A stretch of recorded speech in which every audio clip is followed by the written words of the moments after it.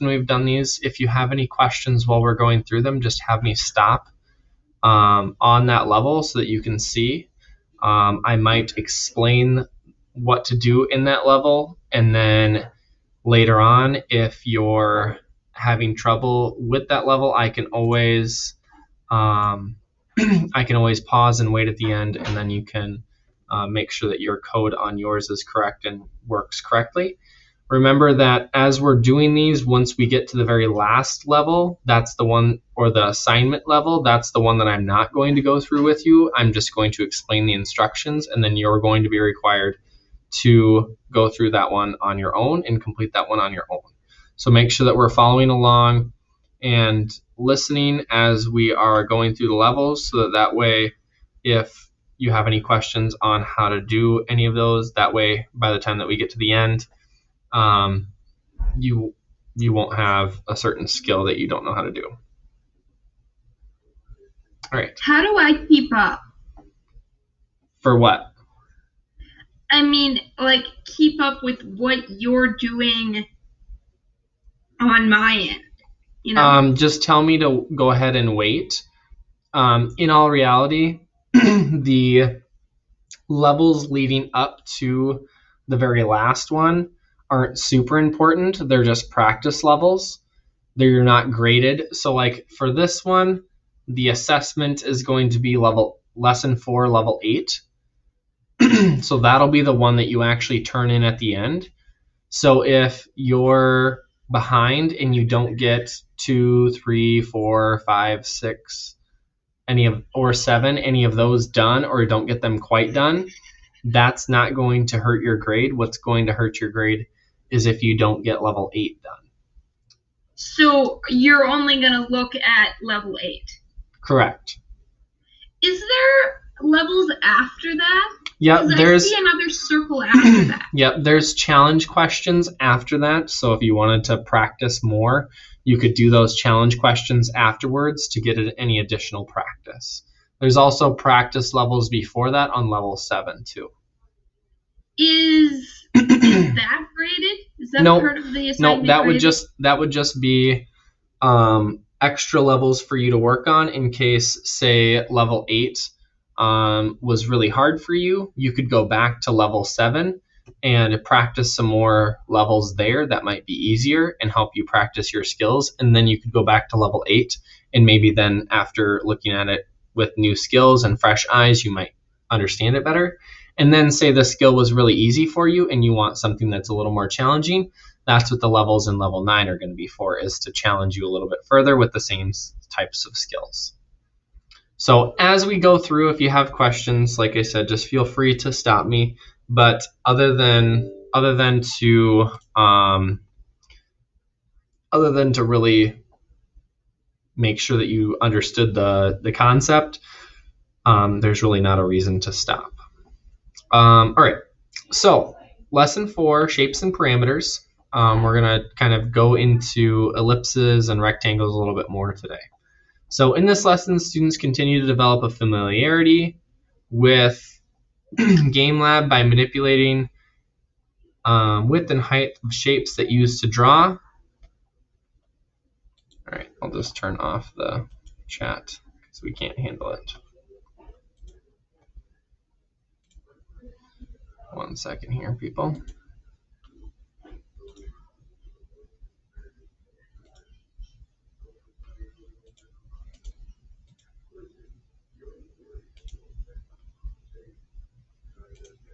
Maybe I can't. Maybe I can't while I'm presenting. Nope, I don't think I can. All right. Well, just don't type in the chat, please, unless you have something actual that you need to mention.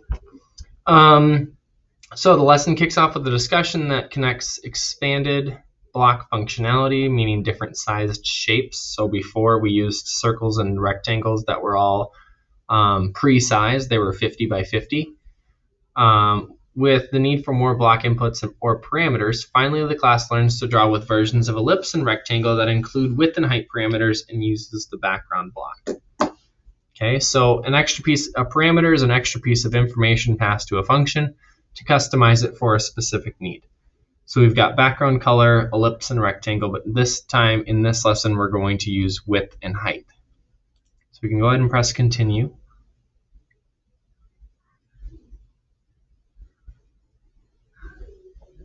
All right, so this says rectangle size. These rectangle blocks have 2 or more parameters that you can use to control the size. Notice that the no stroke block turns off the border stroke for shapes.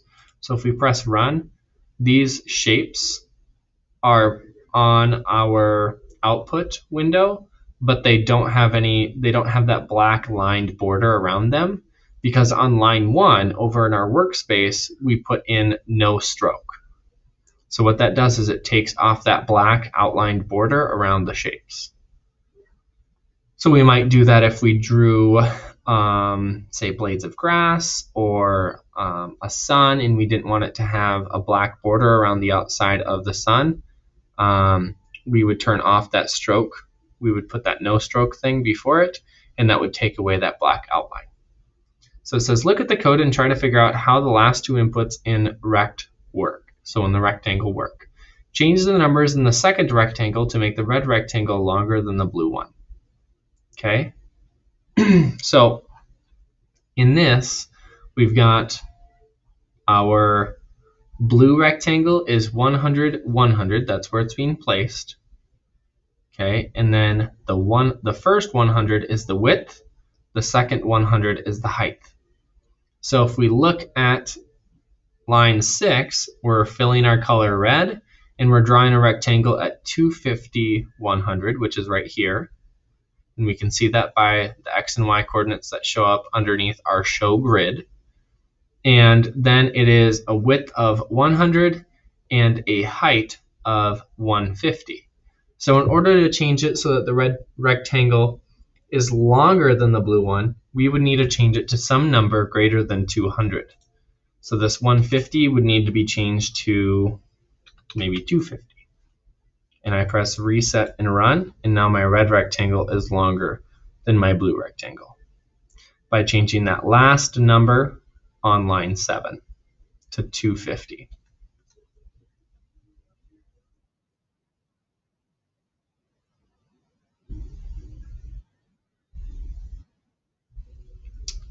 Not the first number on line 7, the 4th number on line 7. So on line 7, it should say rectangle 250, 100, 100, 250 again. Okay? All right, so we go ahead and press finish there.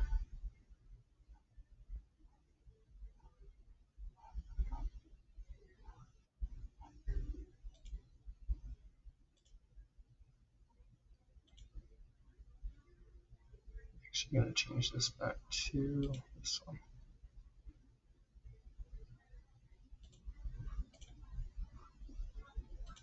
All right. Dun, dun, dun, rectangle size. These blocks have two more parameters that you can use to control the size. Notice we already did that one. Just kidding. Why didn't it move me on to my next one? There it goes. All right. Do this. It says write code that makes an orange ellipse behind the green one. Don't worry about the exact size as long as the green ellipse is entirely inside of the orange one. So if we press run, this is what we have. We have this green ellipse on the screen. So it's getting placed at 200, 200. That's what the X and Y coordinates are, and that's in the very center of the screen because ellipses get placed based on the center point. And its width is 200 and its height is 150. So if I first need to dip my brush, like we talked about last time, I need to dip my brush and I need to change it to a different color. So I'm going to put out that fill command, that fill block, and I'm going to type in orange. So now whatever I draw is going to be orange. Next, what I'm going to do is I'm going to take out and drop an ellipse block. And I want it to still be in the center of the screen. I'm just going to have to change the width and the height of it. So I'm going to leave the first two at 200, 200. But as far as my width goes, my width just needs to be bigger than my width of my green circle. So it needs to be bigger than 200. So I'm going to change it to 250. Okay? Then it also needs to be taller. Remember, width then height. It needs to be taller than 150. So I need to change this to something that's taller. Now, if I look over at this image here, I'm thinking it's probably somewhere around 300, maybe double the height. I can always guess and then check and change later on. So on line 3, I did fill orange. On line 4, I did an ellipse at 200, 200, 250, 300. Let's go ahead and fill and reset that. Now, my orange circle showed up on top of my green one. So what I'm going to do is I'm going to click and drag and select my line 3 and 4 and drag them up above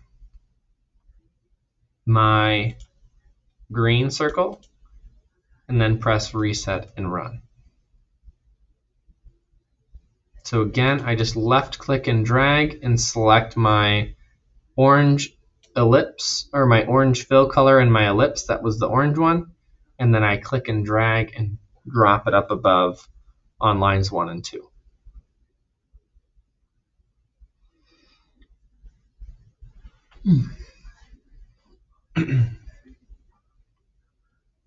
Okay.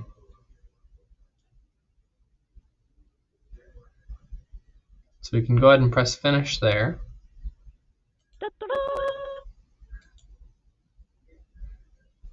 And it's not too big of a deal if you didn't get that one.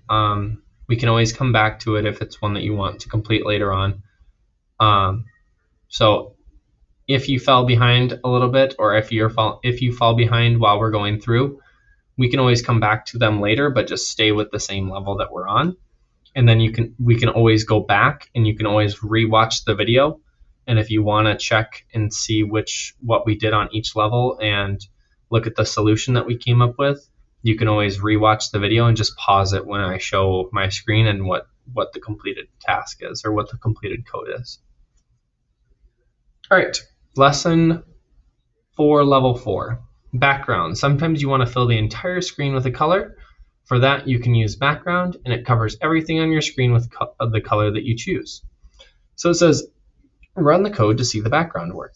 So we've got this yellow background, and it says change the background from yellow to orange. So if we look at the code, the background color is being done on line 3. If we look at, so first let's change that to orange. So I just type in orange in there. So now I've got this orange background, and it says challenge. It says there is a purple square that is covered up by the background. Can you change the order of the code so that you see both the purple and blue squares? All we need to do is click the background block on line 3 and drag it to line 1. So that way it's the first thing that's being done, and that way it's on the very back. So if we press reset and run, now we'll see both squares, the purple square and the blue square, that are being drawn by just clicking and dragging that background line, that background block that says background and then in double quotes orange, to line 1.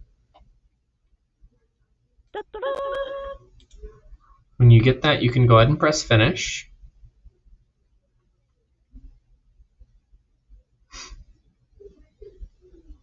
All right, this one says background. Background will draw on top of everything already in your drawing, so it's important to think about the order of your code.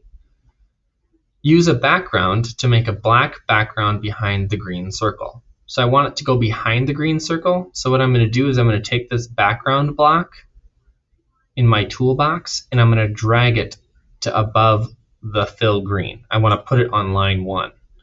So I'm going to drag it, click and drag it, and drop it at the very top of my workspace. And then where it says white, I'm just going to change it and type in the word black.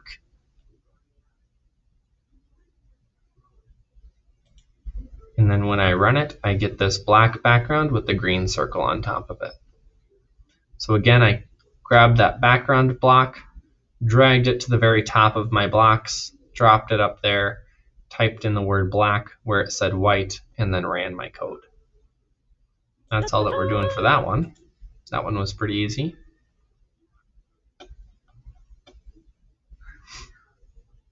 All right, lesson 4, level 6.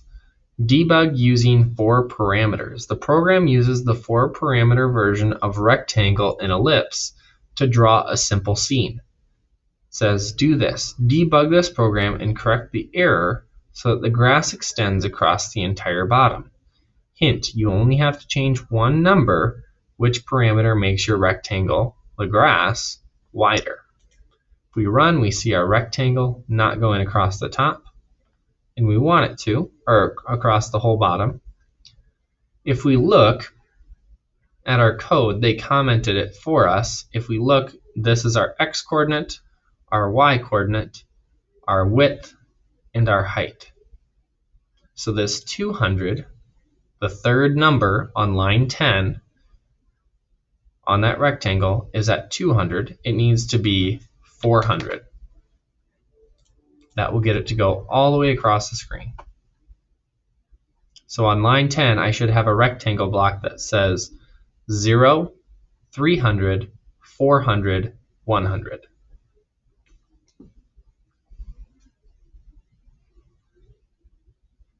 That's all that we're doing for that one.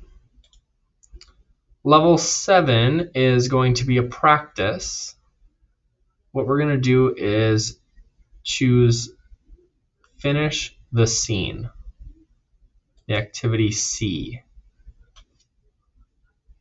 And we could do all of those if we wanted to, but I only ever choose to do one because I want some practice code for those of you that would want to go back and practice some more. All right, this one says finish the scene. The scene below seems to be incomplete. Be creative and finish the drawing however you want. So if we press run, looks like we've got a box. I'm not sure. Door. I'm going to put a sun in my scene.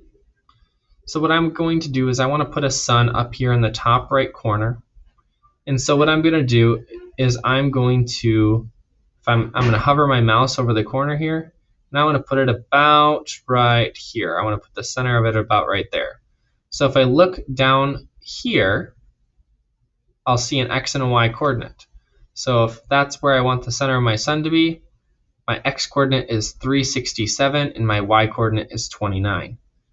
So what I'm going to do, and I want my sun to show up on top, so I'm going to put it on the bottom. I'm going to do fill yellow. So I drag out a fill color yellow, and then I'm going to drag out an ellipse block, and I'm going to double check my number for my x and y. Let's do 360 and then 30. So I'm going to do 360, 30. Okay. And then the width and the height, I need to be specific. Let's do 75 by 75 because I'm going to make it a perfect circle. So if I press reset and run, there's my sun. Okay, I kind of want to tuck it up in the corner a little bit more and make it a little bit bigger. So I'm going to do 385 and 15, and then I'm going to make it a little bit bigger. I'm going to do 125 by 125. There's my sun. Perfect. Okay, so if you notice, I check something, see what I want to change, and then I can go in and change it after I've messed around with it for a little bit. So what I've got here is I added the fill line yellow on line 7, and then I added the ellipse block on line 8. The first number is 385, the second number is 15, and then the third number is 125, and the fourth number is also 125. Welcome back, Mr. Langner. Awesome. That's all I'm going to add to this one. So fill line 7, ellipse line 8, 385, 15, 125, 125. And I can come back to this one here in a second if we'd like. But for now, we're going to press finish for those that are ready for the assignment. So I'm going to press finish here.